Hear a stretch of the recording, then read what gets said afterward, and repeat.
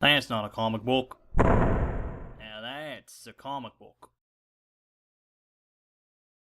Hi everyone, welcome to another episode of Trade Talk. I'm Spartu, and today I have Black Panther, Little Green Men to talk about. You can, of course, check out Trade Talk every week, or you can check me out live on comic reviews every Wednesday night. Anyway, this week, Black Panther, Little Green Men. Okay, so we're continuing Hudlin's run, and I didn't dig the last trade. That one was just, it was crossover central, right? Like, it's not that it was badly written, it's not that it wasn't having fun. And I like when the story can just have fun and not have to be part of a huge long building run. But it was having fun outside of the character's universe, you know?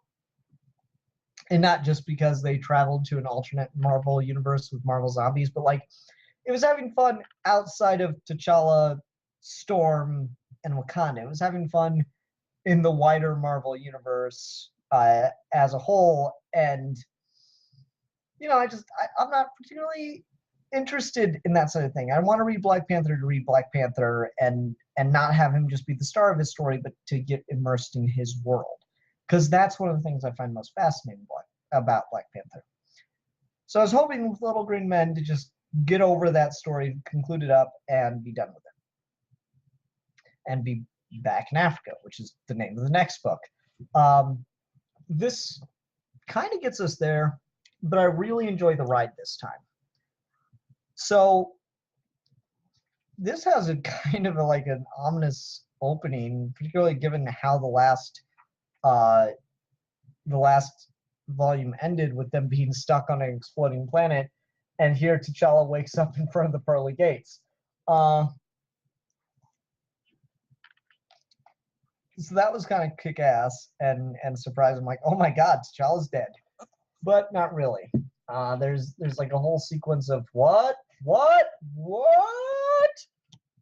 moments, and I can get into it. So Black Panther thinks that that they've all died, and he goes searching after Storm and finds her among the X-Men in like this orgy. Honestly, they're in the middle of an orgy, and he's like, no, this can't be right. And Emma Frost and Storm are like, relax, T'Challa, we're all family now. It's trying to seduce him, and you get this panel of Emma Frost kissing T'Challa, and he pushes her off. He's like, no, I'm married. And then they like, it's all creepy, and they merge together. And then what's his name? God, what's his name? I cannot remember the name of the Panther God. Panther God shows up. Oh shit, it's the Panther God. What is this madness? Ugh. Now look here, Storm and the X-Men prepare to fight him, and T'Challa's like, Aurora, no, this is sacrilege. And Storm goes, no, look here, no disrespect, but we've faced our fair share of gods and celestial beings before. So before you start judging, the Panther God's not having any of that. He's like, you have broken a sacred vow to me. The penalty is death. And Storm's about to like try to talk to him. He just fucking eats her. Just chomp. Aurora!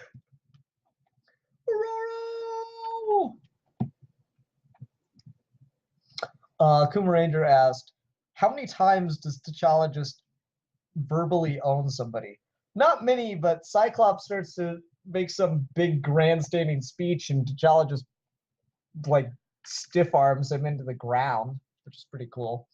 But yeah, we got like all this, the X-Men and T'Challa fighting, and it's like, no, this can't be real. None of this is real. It doesn't make any sense. It's all bullshit. There's no way this is reality. And then they all wake up, and they're in a dream being tortured by, what's the name of this guy?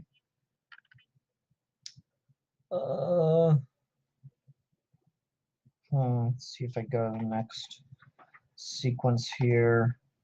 if they give me his name.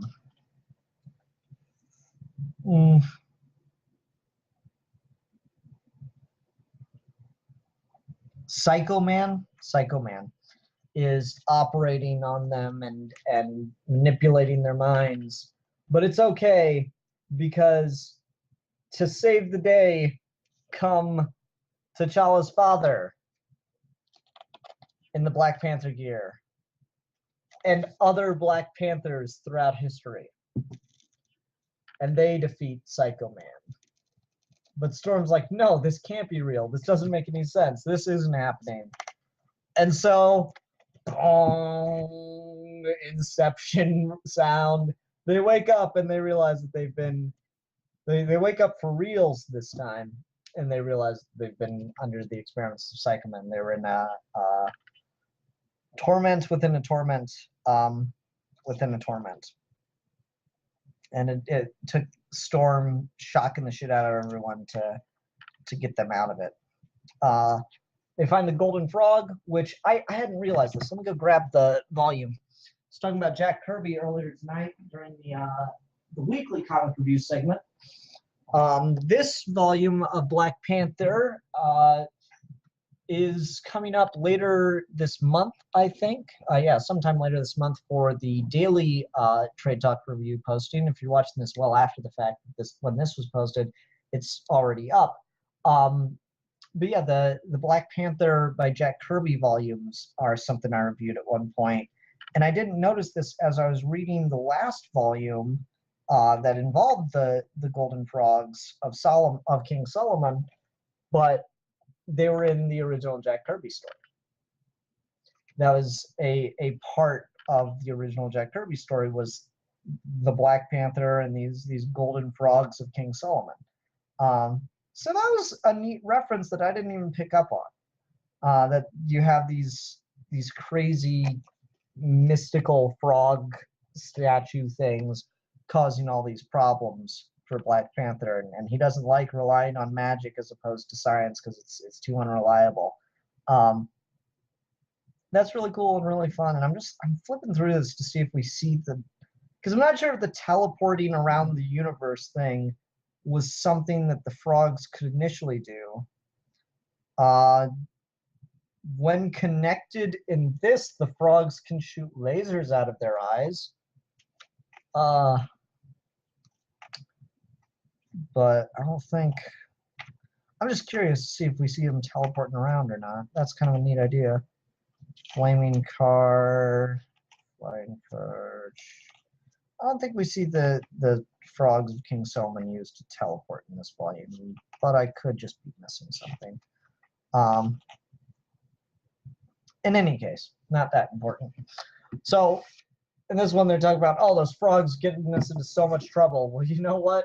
We're going to light a fire under them because they're clearly doing this on purpose, and we're going to make them take us back home. And then the frogs just like, they're sitting there like, we know you can tell what's going on here, and we're tired of the way you're treating us. Johnny, light a fire.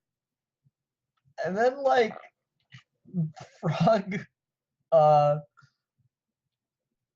just fucking dips and teleports their asses because it's sweating. He's like, I don't want to catch on fire. So just fucking teleports their asses to another planet without it around this time. So it's clearly just fucking with them, which is great. But this time they're back in their own reality, which is an improvement, but they're on another Skrull planet and have to deal with a mob ring gladiatorial matchup stuff. So this is just complete Fantastic Four level of absurd science fantasy. But that's fine because we get something really, really interesting out of it as they put Black Panther in the ring, and they capture Black Panther, the Thing, and the Human Torch, and put them in the gladiatorial ring. But Storm manages to get away and get across town to a section of the city that is run by a different style of government and gangs. It's the Harlem of this particular copy of Earth. And so they embrace her as one of their sisters. And they say, hey, we have someone you definitely should meet. It's Martin Luther King Jr. It's Skrull Martin Luther King Jr.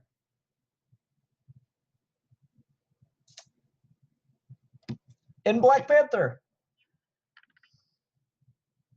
Martin Luther King Jr. That's awesome. That's fun. That's too cool for words. Oh. Anyway, so there's all this machinations and shit going on with the so-called Black Panthers of this universe. And Storm's sitting there discussing the history of this world with Martin Luther King Jr. when who walks in the room?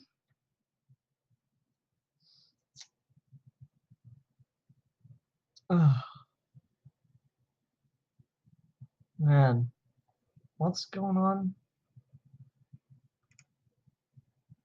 I'm confused.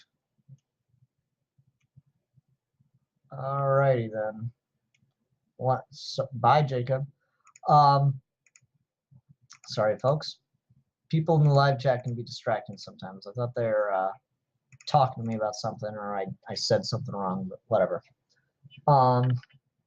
Anyway, so yeah. Who shows up? Who else shows up to talk to Storm in this Skrull version of Black Panther Run Harlem? Malcolm X. Skrull Malcolm X and Skrull Martin Luther King Jr. are having a conversation with Queen Aurora Storm of Wakanda. Meanwhile, Black Panther's in a fighting arena beating the shit out of like mutant wolfmen or something.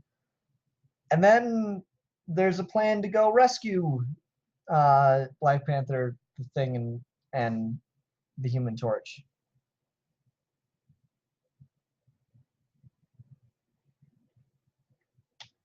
Oh, Matthew Bennett wants to see the Wolfman. That's okay. I can show you the Wolfman T'Challa was fighting. Yeah, it's a Wolfman. T'Challa's just fighting a Wolfman without any technology to help him in the ring. Oh.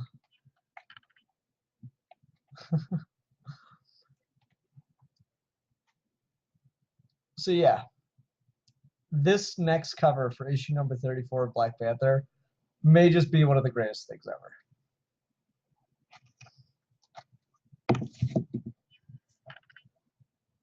That is so fucking cool. Oh my god, I'm in love with that cover. That is epic. That is a fantastic cover. That is so friggin' neat. Black Panthers and Storm with big afro, big white afro because she's Storm. That's neat. Oh man, the blaxploitation, the awesomeness of that is perfect. It looks so 70s. Oh, that is sleek as shit. That is amazing. I'm so happy with this. So yeah,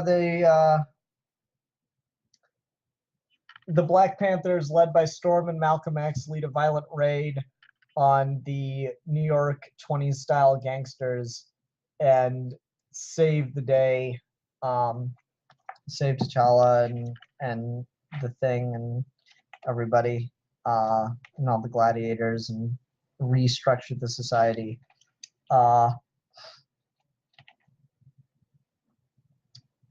And yeah, it's just, I don't know, it's ridiculous levels of awesome action. Like earlier in the book, T'Challa was like threatening to rip this guy's throat out if he didn't call off his men. He's like, I promise you will die by getting your throat slit if you do not call off your men.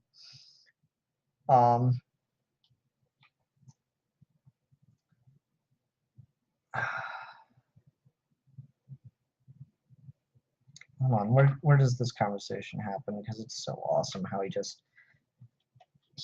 fucking It's just a boss, man. I promised you I would finish the job of cutting your throat. And guy's like, I will destroy your home planet, but you will still be dead. Woo! That's great. I love it. I just love it. So it just fucking brutally slits the guy's throat. He's like, you don't need to talk anymore. You had your chance to surrender. You could have negotiated peace. Your time is over. Just leaves the guy bleeding to death on the ground. That's fucking awesome. Oh. And then you just get like this great sequence of Black Panther walking out of a burning coliseum into a crowd of black people, and they all put their fist up in the air and say, power to the people. He says, Amandala, my brothers and sisters.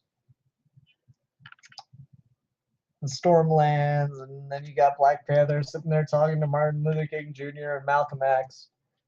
Oh. Yep. Yep, that was pretty freaking awesome.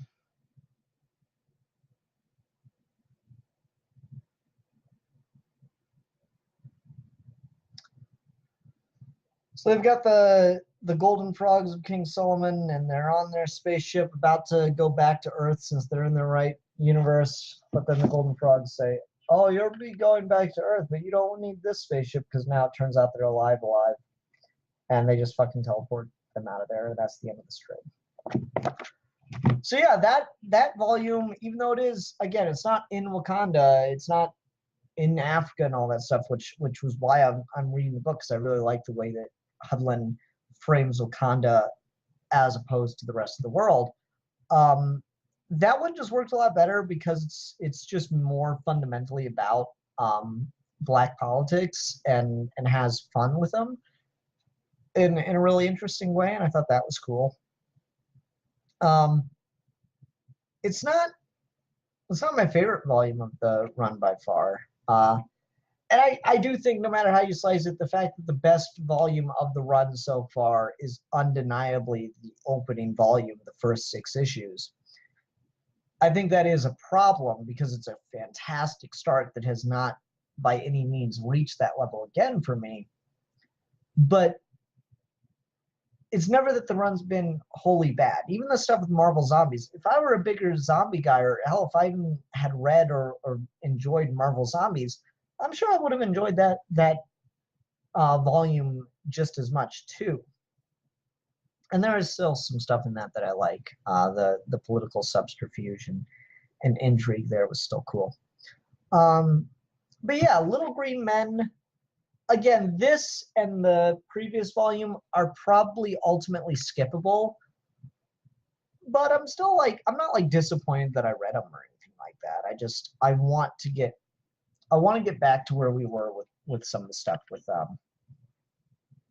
with T'Challa and Wakanda and the geopolitical commentary and stuff like that. Because that's where I feel like Hudlin's really got a lot to say and does a lot of really interesting stuff. Okay, everyone, that'll do it for this episode of Trade Talk. That's not a comic book. Now that's a comic book.